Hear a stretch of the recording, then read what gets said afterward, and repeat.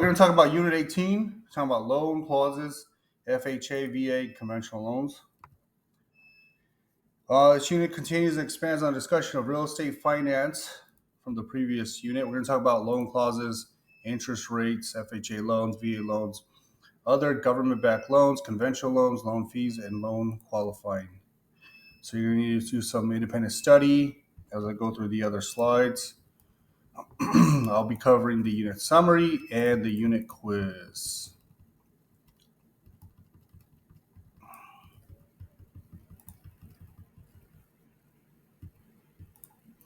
All right, so let's go over the unit summary.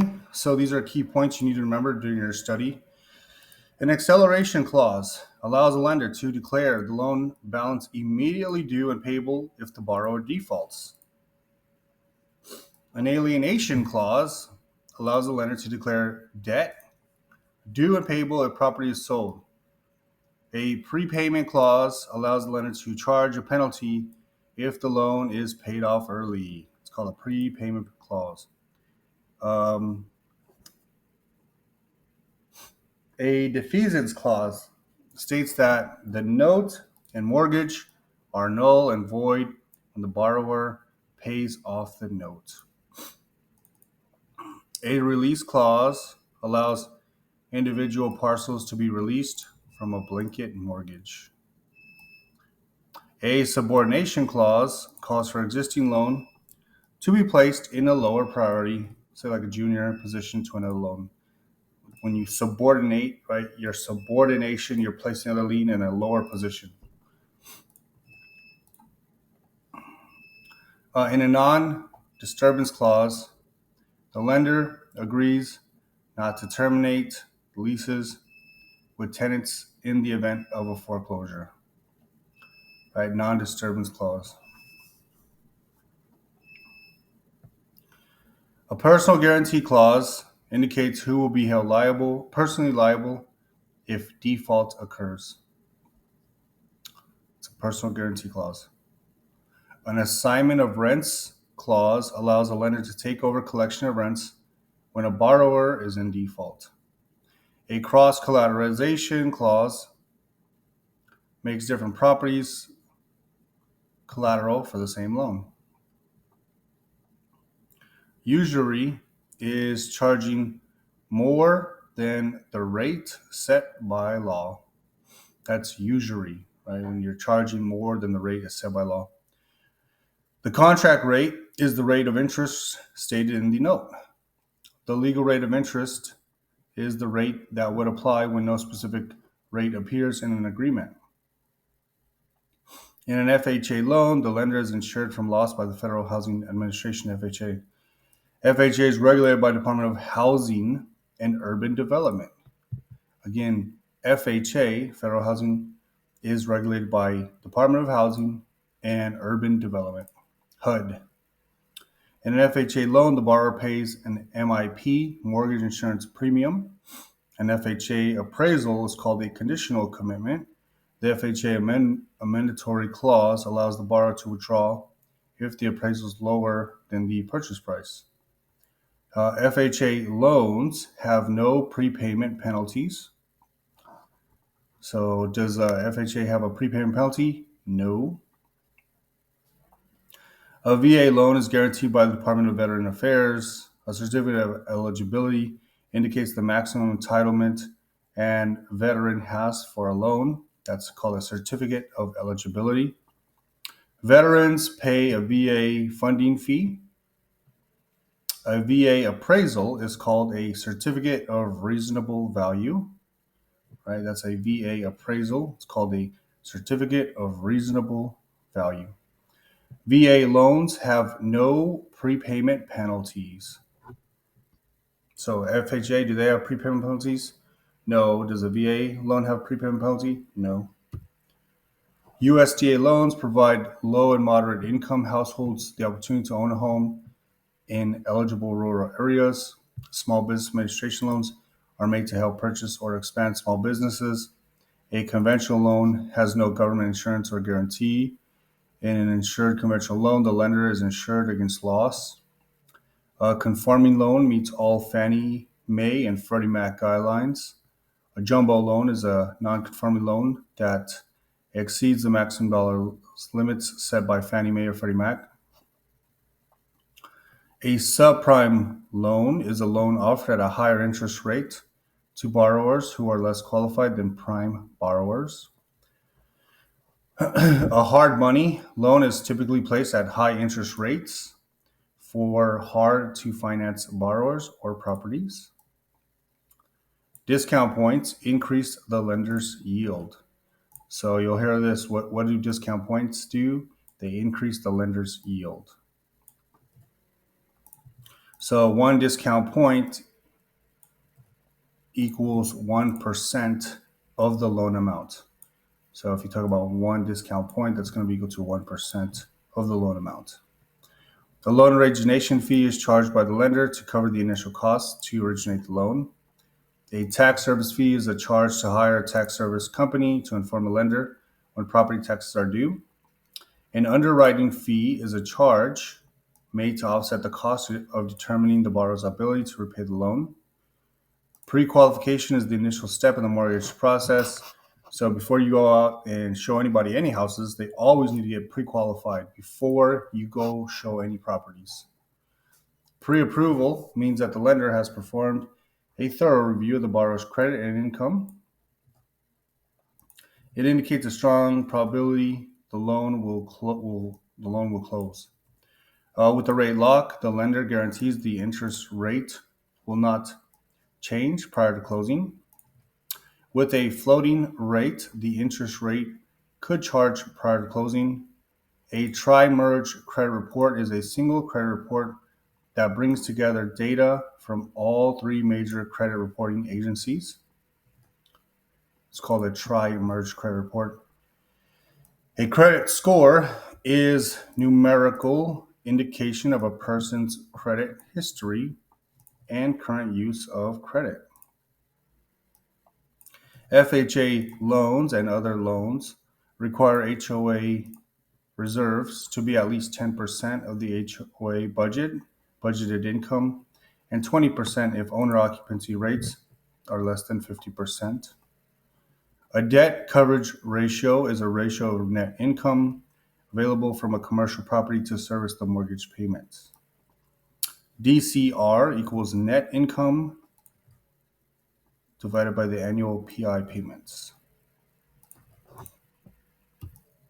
All right, so let's go over number one. The annual net income from a shopping center is $2 million. The buyer wants to obtain a loan for 60% of the $30 million purchase price at an interest rate of 6.75% amortized over 25 years with monthly payments of $120,000. If the loan is made at these terms, what is the debt coverage ratio? So let's go back real quick. DCR, debt coverage ratio, it's going to be the net income divided by the annual payments, the annual PI payments. So the answer is B. So you need to do some math on that. Which of the following conventional loan percentages requires private loan insurance?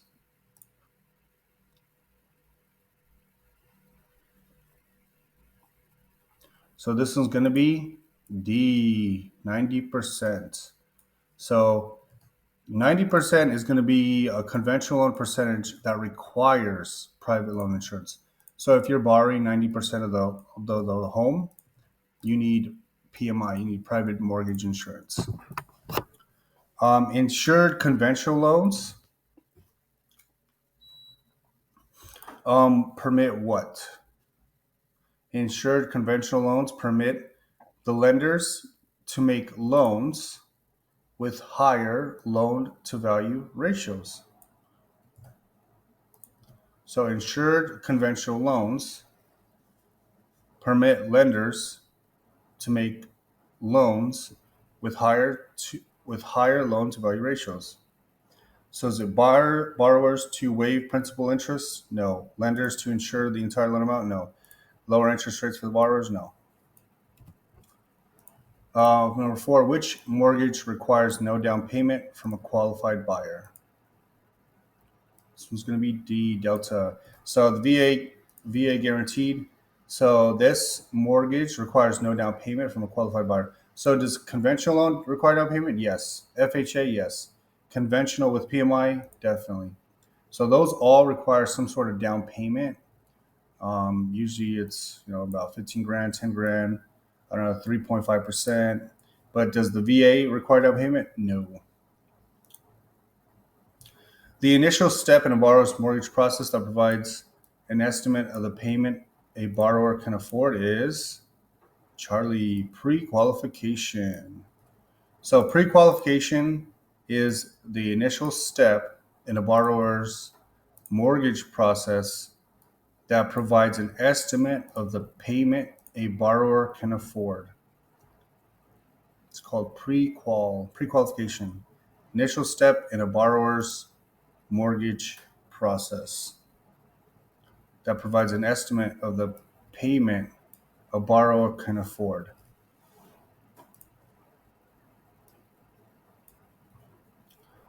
So is it a pre-approval? No. Underwriting? No. Is it appraisal? No. Number 6, the provision in a mortgage in which the lender agrees not to evict a tenant if a property is acquired through foreclosure is a what? It's going to be a non-disturbance clause, right? Answer is alpha. So in a non-disturbance clause, the provision in a mortgage is in which the lender agrees not to evict a tenant if a property is acquired through foreclosure.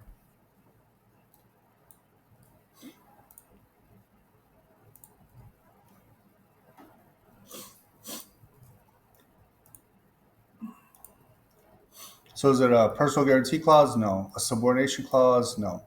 A defeasance clause? No. So you're not going to disturb the tenant, so that's why it's a non-disturbance clause where you acquire the property through foreclosure. Number 7, a couple who are winning tennis professionals, but they have no regular verifiable income, want to buy a home. They have a significant amount of money for a down payment and want to pay off the loan in 5 years.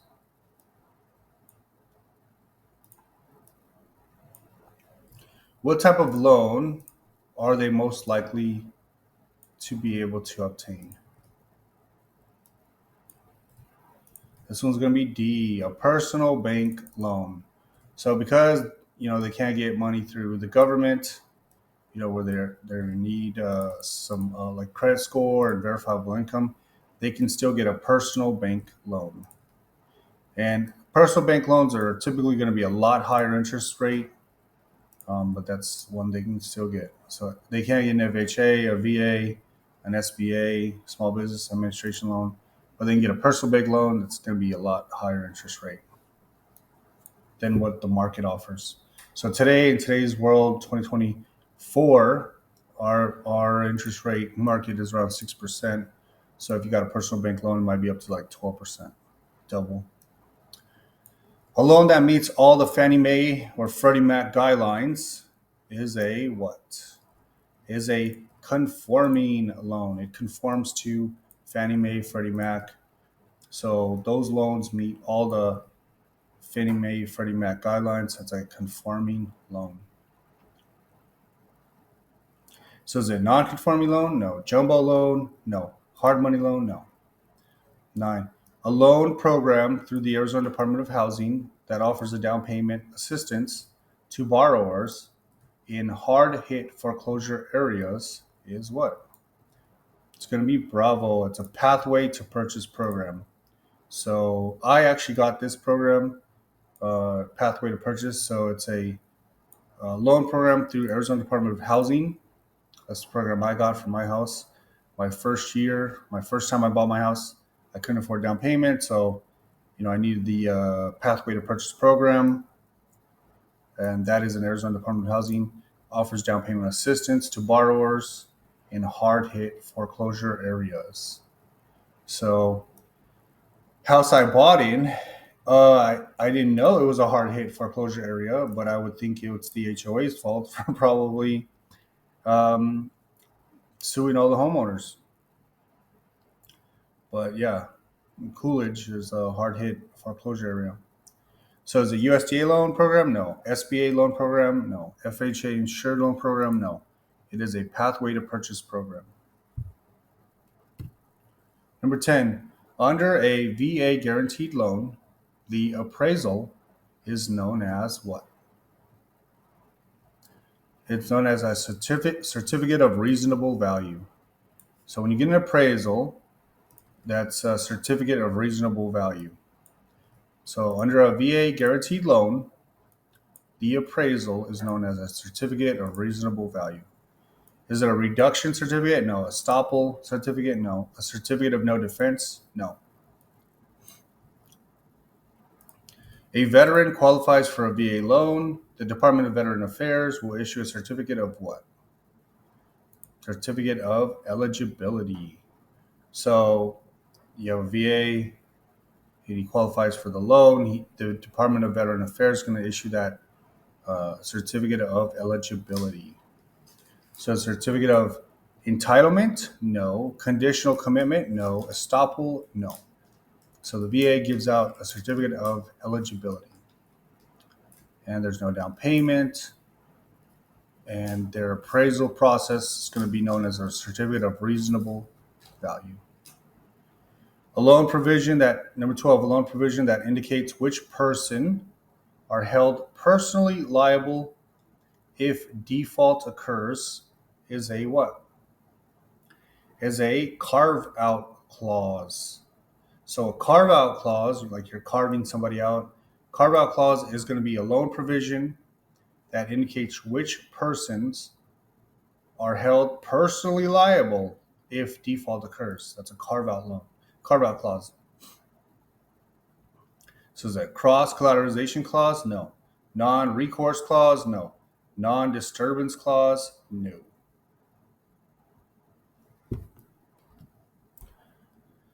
"13. To qualify for a VA guaranteed loan, the veteran must what? Must occupy the house. Right? So they actually have to live there, right? So to qualify for a VA guaranteed loan, the veteran must occupy the house. So can it be for investment? No. Typically for investment properties, you buy it, you don't live in the property, it's not your primary residence. It's be a secondary residence. So for a VA guaranteed loan, you have to live in the occupants, occupy the house. Do you have to pay a 5% down payment? No, there's no down payment. Pay the mortgage insurance premium? No. Pay discount points? No. All the following are loan fees except what? Except delta escrow fees. So which one are loan fees? So origination fee. The MLO is going to charge you an origination fee. That's a loan fee. A tax service fee. That's a loan fee. So PITI, PITI, principal, in interest, tax, insurance. That's the PITI. That's a fee. Tax is a fee. Underwriting fee. So the MLO has to pass it through an underwriter, and they charge a fee as well. So these are loan fees. All these are loan fees to get your loan. So escrow fee, is that a loan fee? No, it is not. Escrow is with the title company.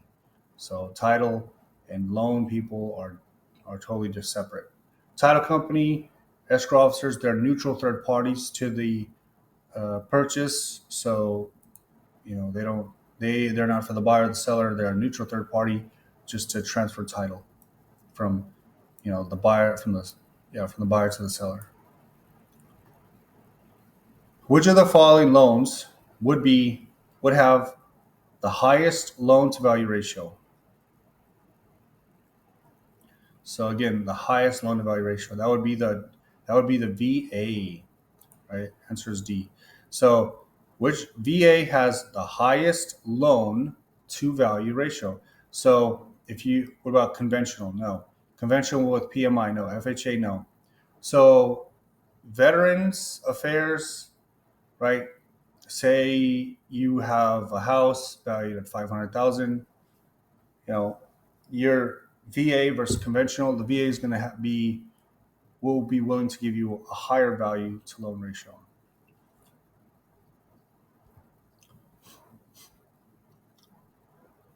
A property is purchased for 280,000 with a 95% loan. The lender requires a PMI charge of 0.78% to be paid, 1.5 each month. What is the monthly charge for PMI?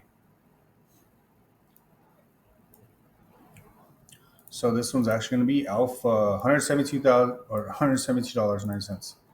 So you have to do some math on that. The FHA insurance premium protects the what?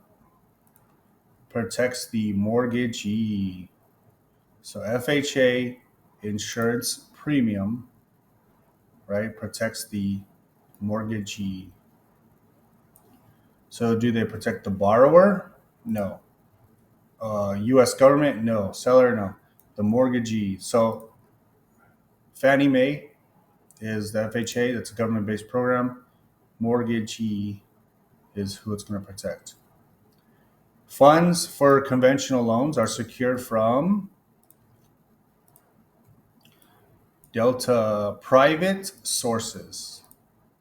Funds for conventional loans are secured from private sources. So private sources are going to be funds that are for conventional loans, and they're secured by private sources. So if you think about FHA, VA, that's government loans. A conventional loan, it's not a government loan. It's a private investor, so private sources. So are they secured through FHA? No. Fannie Mae, Freddie Mac? No. So those three are all government-based programs. A clause in a first mortgage that permits a second mortgage to take priority is called a subordination clause. So again, a clause in a first mortgage that permits a second mortgage to take priority is called a subordination clause. So when you subordinate a mortgage, you're putting one in a lower position. You're subordinating it. Subordination clause in a first mortgage can permit a second mortgage to take priority. Right? So is it a subrogation? No. Substitution? No. A release clause? No. A clause, a loan clause that lenders use to maintain a certain yield on the loan is a delta prepayment clause. So a loan clause that lenders use to maintain a certain yield on the loan is a prepayment clause. Again, a prepayment clause, what does it do?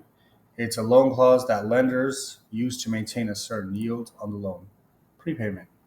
That's going to have a certain yield. So they're going to stick you with a prepayment clause that has some percentage of yield to protect themselves. So is it a partial release clause? No. A personal guarantee clause? No. Non-disturbance clause? No. It's called a prepayment clause, where the lender is going to charge the borrower a certain yield that protects them if you pay off early. The penalty for prepayment of an FHA loan during the first 10 years is what? Is delta, nothing, right? So the penalty for prepayment of an FHA loan during the first 10 years is nothing. So how much do you have to pay? What's the penalty if you prepay an FHA loan during the first 10 years? Nothing. So is it 2% of the remaining balance? No. 90 days interest on the remaining balance? No. 1% of the original loan amount? No. 22. A release clause is normally found in a what?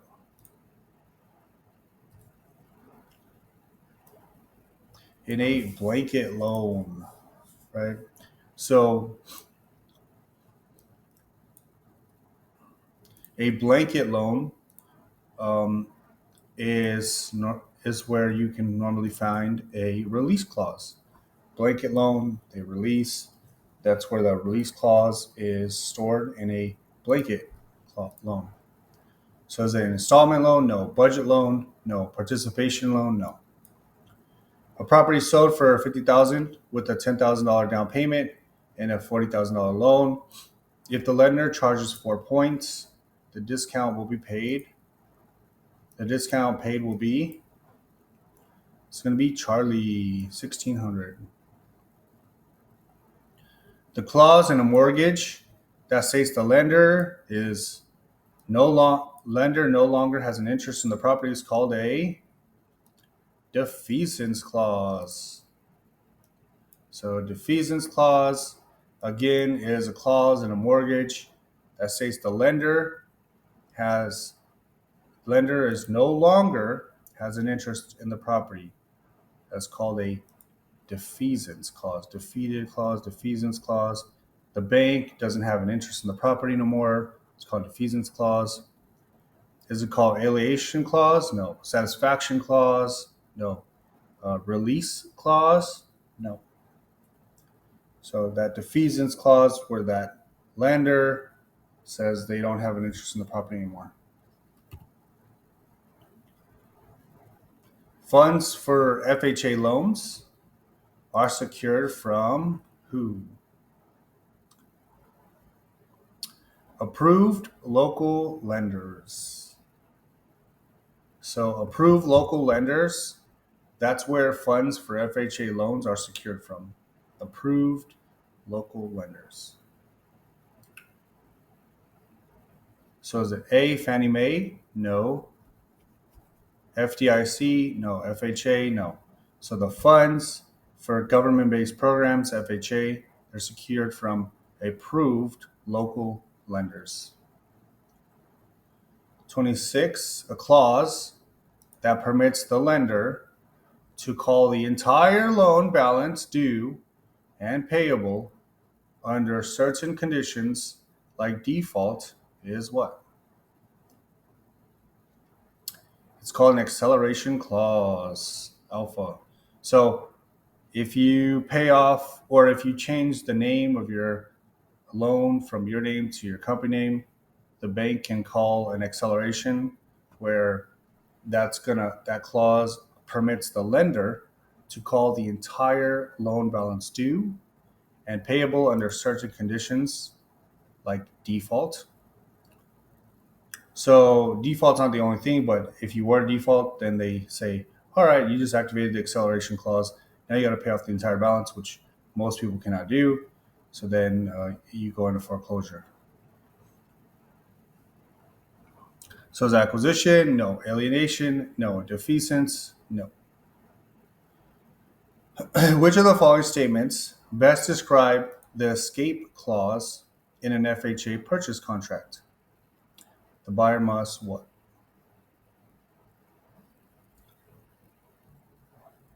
So the answer is bravo. C, the appraisal. So which of the following statements best describe the escape clause in an FHA purchase contract? So again, this is the escape clause in FHA, which is a government-based program purchase contract. The buyer must see the appraisal. In order for the buyer to escape, you have to see what is the appraisal. So be presented with all closing expenses before close of escrow? No. Receive a statement of all financing charges expressed as an annual percentage rate? No. Be given a 3-day right to rescind? No. They need to see the appraisal. Bravo. The payment of $750 on a fixed rate FHA mortgage increases to $755. This increase is probably caused by an increase in alpha real property taxes. A government guaranteed loan program that is used for low and moderate income families buying homes in a rural area is what? Is Delta USDA loan. So USDA loan is where you have a government guaranteed loan program, and it's used for low and moderate income families buying homes in rural areas. It's called the USDA loan. It's where you have a government guaranteed loan program for low and moderate income families.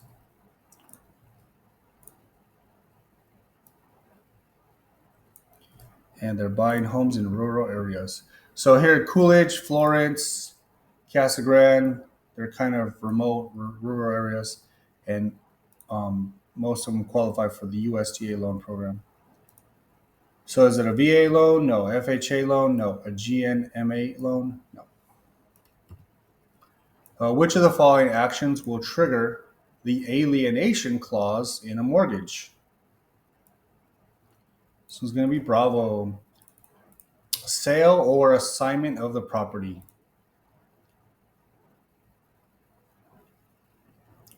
So if you sell your property, sell it, or you assign it to someone else, that's going to trigger alienation clause in a mortgage. Discount points on a new loan, they're determined by who? Delta, the money market. Discount points on a new loan are determined by the money market. So discount points are determined by FDIC? No. Federal Reserve? No. Secretary of HUD? No.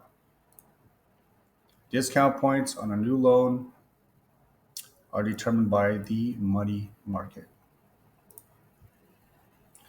If the percentage of renters in a community exceeds 50%, many lenders require that the homeowners association HOA reserves be what percentage of HOA budgeted income? This one's going to be 20%, Charlie. So if the percentage of renters in a community exceeds 50%, right? So in your community, say there's maybe say you got 100 houses and 60 or 50 of those houses are rented, right? So you got, or say 60 of them, right, exceeds 50%. Many lenders require that the homeowner association reserves be what percentage of HOA budgeted income? So that would be 20%. So a lot of HOAs, they have rules on how many houses are rented out in a community. They don't want 100% of the community be renters. So 20% uh, of the bank or the lender will require that the homeowner association, 20 be budgeted income. All right, under a VA guaranteed loan, the appraisal is known as the Alpha Certificate of Reasonable Value. All of the following are loan fees except what? So loan fees. So origination fee, loan fee, tax service fee, right? PITI, principal interest, tax insurance, taxes is loan fee. Underwriting fee, loan fee. Escrow fee, that's a title company thing. So escrow fee, that's not a loan fee. All right, so we're going to go over now Unit 19. So talk about primary and secondary markets, seller financing, loan assumption, loan fraud, crowdfunding, and financing math. So in Unit 19, loans are originated to consumers in the primary market, and the loans are often sold to large mortgage investors in the secondary market. This unit explains these processes and also discusses a potpourri of financing options other than institutional loans. So in this, we're going to talk about primary and secondary markets. seller carryback financing, loan assumptions, loan fraud, crowdfunding, financing math. So you need to do some independent study, as I'm going to go over the unit summary and the unit quiz.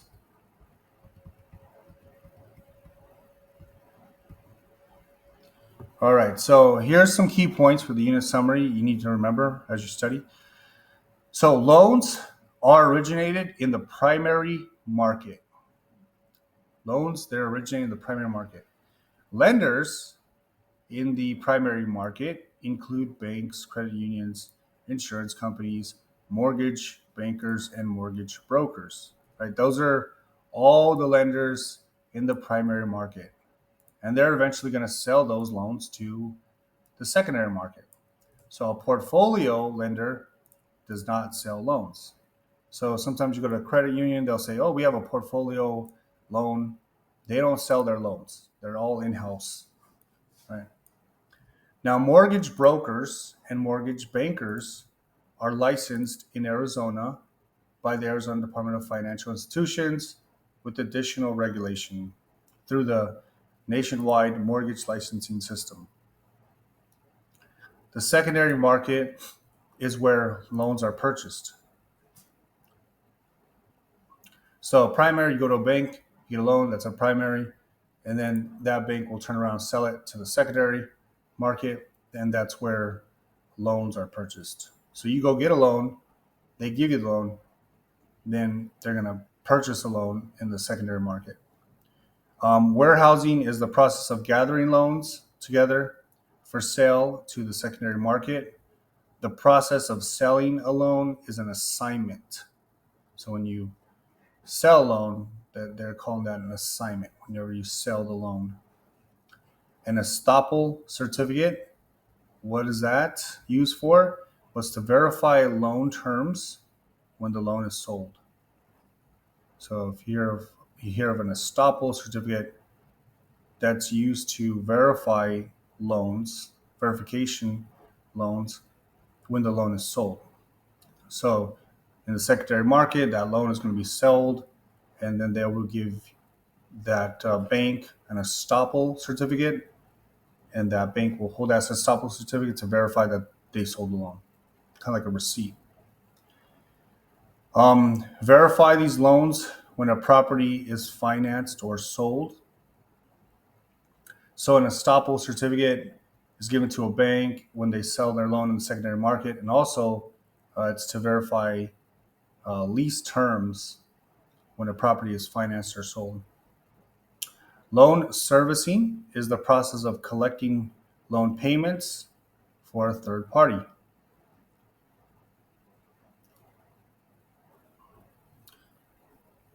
GNMA, what is that? That is the Government National Mortgage Association. GNMA, Government National Mortgage Association. It issues certificates guaranteeing FHA and VA loans to their secondary market purchasers. They operate the government subsidy aspects of federally assisted low-income housing. So Fannie Mae, the Federal National Mortgage Association, and Freddie Mac. What they do is they set the standards for conventional loans. They buy loans in the secondary market. They sell mortgage-backed securities. So MBS means mortgage-backed securities. Created the Uniform Residential Loan Application. So who created the Uniform Residential Loan Application? That'd be Fannie Mae, Freddie Mac. Seller financing is called seller carryback financing or a purchase money loan. A consumer credit transaction is one for personal, family, or household use. A non-consumer credit transaction is one for business purposes. When a loan is assumed and the seller wants to be relieved of liability, the lender must novate the loan. So again, novate the loan is when a loan is assumed and the seller wants to be relieved of liability. the lender must novate the loan. When a loan is assumed, the documents that state the balance and loan terms is a reduction certificate. Loan fraud occurs when a borrower falsifies income, assets, or gifts or gift letters to cause a lender to incur a greater loss that would have occurred if the lender knew all facts relating to a short sale. Crowdfunding is a means of raising capital from private investors, typically through the internet, to purchase, develop, or rehabilitate properties. Arizona crowdfunding investment limitations requirements for non-accredited investors are all investors must be Arizona residents. The maximum investment is $10,000. The company must be formed in Arizona. At least 80% of the funds raised must be used in Arizona. All right, let's go to number one. A means of raising capital from private investors, typically through an internet platform, to purchase, develop, or rehabilitate properties is known as alpha crowdfunding. So again, it's a means of raising capital from private investors, right? Crowdfunding, typically through the internet platform to purchase, develop, or rehabilitate properties. It's known as crowdfunding. So is it a REIT? No. Real estate investment trust? No. Secondary market? No. Capitalization? No. When a listing agent is selling a property using a seller carryback, the agent should be most concerned with what? Bravo, the buyer's income. So when a listing agent is selling a property using a seller carryback, an agent should be most concerned with the buyer's income. So again, a seller carryback, seller's providing the loan. That's called the seller carryback. And when that's happening, it's because the buyer can't qualify to get the loan.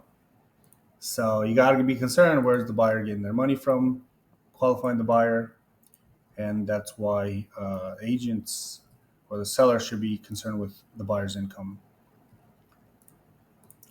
So clear title, no. Seller's financial status, no. Listing price, no. A property is sold for $200,000 with the buyer paying a 25% down payment. If the lender will charge 2% in discount points, the discount will be what?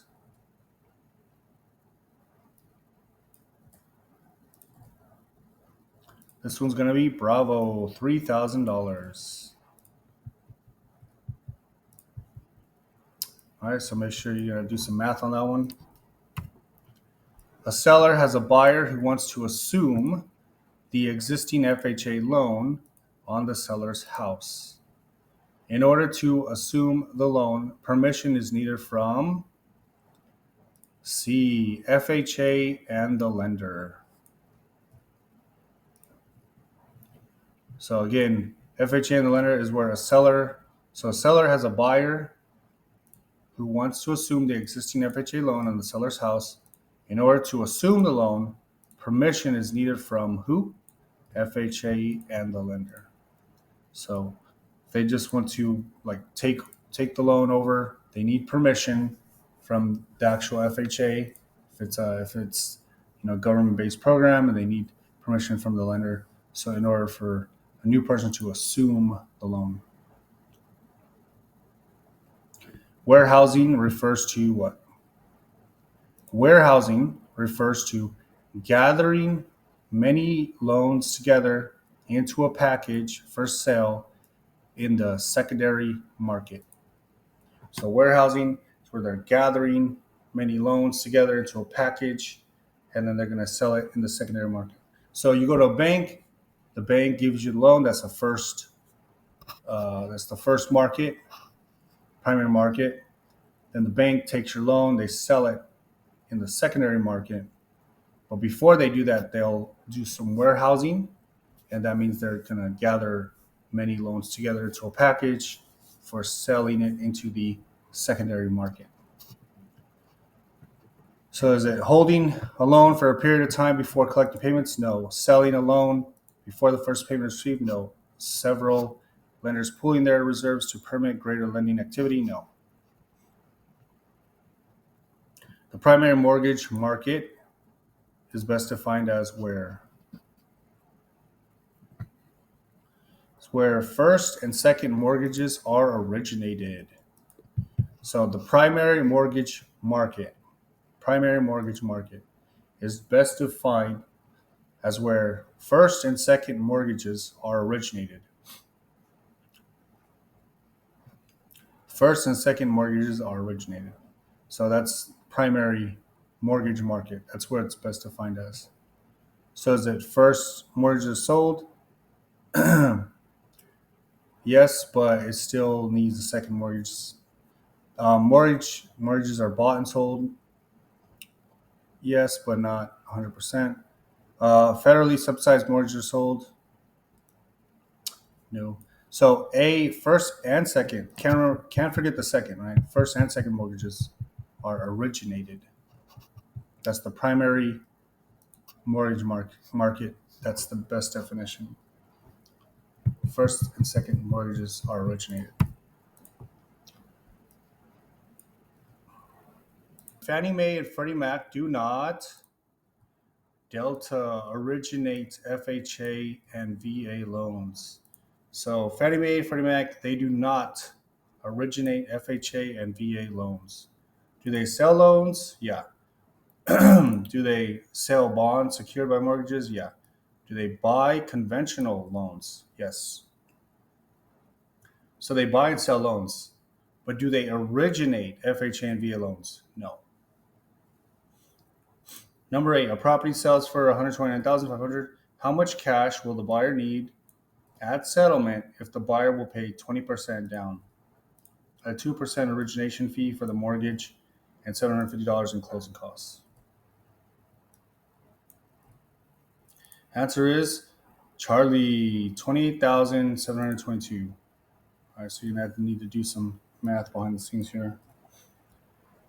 The government agency that supervises and administers subsidy programs for low income housing is what? It is Charlie, GNMA. GNMA is the government agency that supervises and administers subsidy programs for low income housing. Is it FHA? No. Fannie Mae? No. Freddie Mac? No.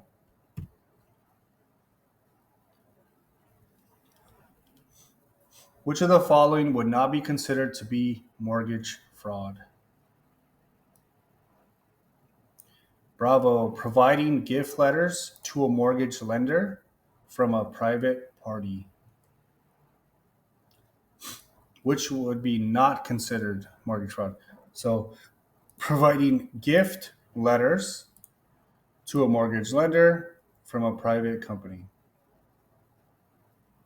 So, what about A? Falsifying income on or assets to obtain a loan? Yes, that's mortgage fraud. Causing a lender to incur a higher loss than would have occurred if the lender had known all facts relating to a short sale. Yes, mortgage fraud.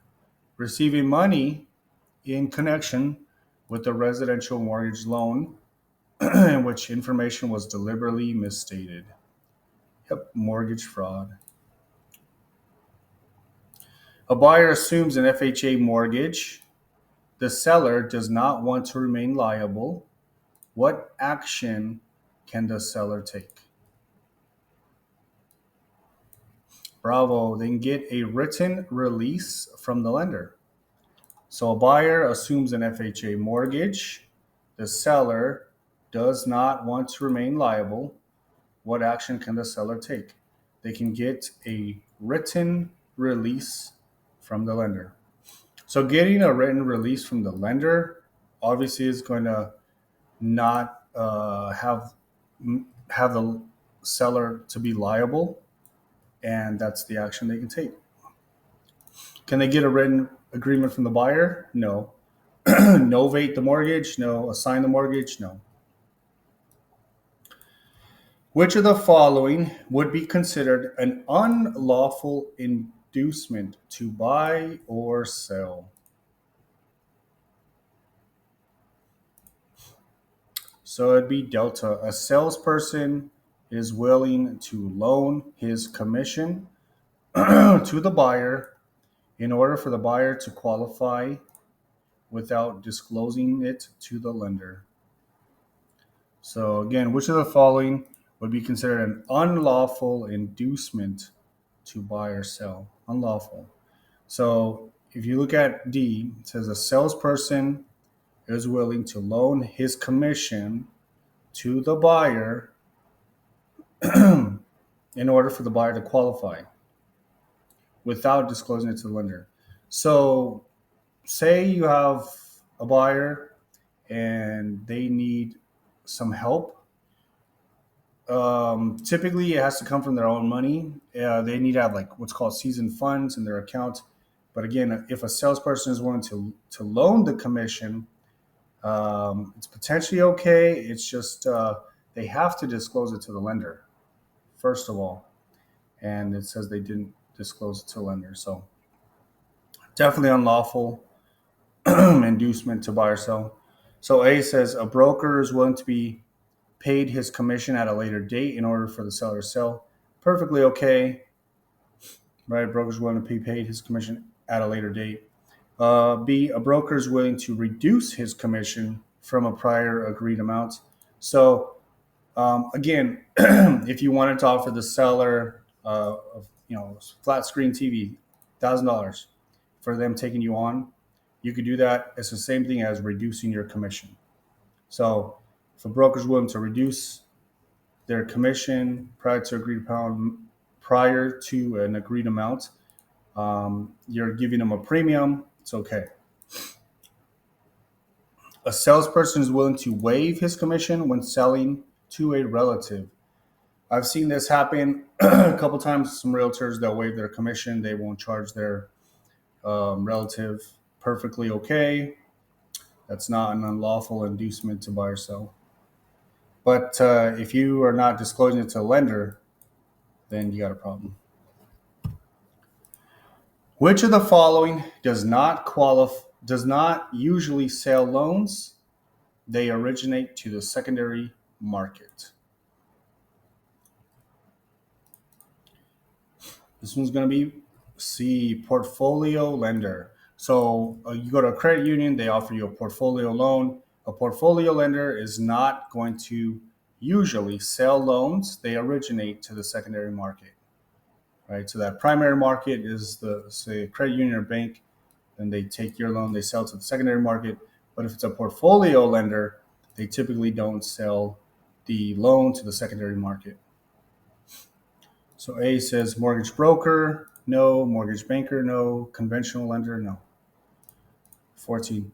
The secondary mortgage market is an area of activity where what? Alpha, existing mortgages are bought and sold. So secondary mortgage market is an area of activity where existing mortgages are bought and sold. That's in the secondary mortgage mortgages where existing mortgages are bought and sold. Existing mortgages or existing loans. So B says second and other junior mortgages are made. No. Borrowers may get loans if not qualified in the primary market. No. Purchase money mortgages are originated. No. 15. If a buyer is obtained a loan for a personal, family, or household purposes, it is defined as a Delta consumer credit transaction. So if a buyer has obtained a loan for personal, family, or household purposes, it's defined as a consumer credit transaction. So consumers, right, they're buyers, and they're getting a loan for personal, family, or household purposes. Consumer credit transaction. Is it a seller carryback transaction? No. A business purpose loan? No. Subprime loan? No. So when you have a buyer, like a family relative, and they're getting a personal loan, that's a consumer credit transaction. A buyer wishes to purchase a piece of property but can't afford the earnest money, so they obtain a loan from a cousin. Since their debt to income ratio is too high, the salesperson recommends that they have their cousin draft a gift letter. By making this recommendation, the salesperson is, bravo, possibly committing loan fraud. Oof. So the salesperson, by recommending that they have their cousin draft a gift letter, is possibly committing loan fraud. So again, a buyer wishes to purchase a piece of property but can't afford the earnest money, so they obtain a loan from a cousin. So they got maybe 10, 20 grand from the cousin. Since their debt to income ratio is still too high, the salesperson recommends that they have their cousin draft a gift letter. So by making this recommendation, the salesperson is possibly committing loan fraud. Are they looking out for the buyer's interests? No. Are they violating the Real Estate Settlement Procedures Act? No. Are they acting as a dual agent? No. Which of the following is not a limitation on non-accredited investor crowdfunding in Arizona? Which of the following is not a limitation on non-accredited investor crowdfunding in Arizona? So this one's going to be Charlie. All of the funds raised must be used in Arizona. So that's not a limit on non-accredited investor crowdfunding in Arizona. So the max investment is 10,000. Yes, that's a limit for crowdfunding in Arizona. All investors must be Arizona residents. Yes, that is a limitation on a non-accredited investor crowdfunding in Arizona. The company must be formed in Arizona. Yes, that's a limitation on non-accredited investor crowdfunding in Arizona. Um, all the funds raised must be used in Arizona. No, that's not a limitation. If you do some crowdfunding, the maximum investment is 10,000. If you get the crowdfunding, do you have to spend it in Arizona? No, you don't. But it just has to be in. All investors must be Arizona residents, and the company must be formed in Arizona. All right, next up, we're going to go to Unit 20.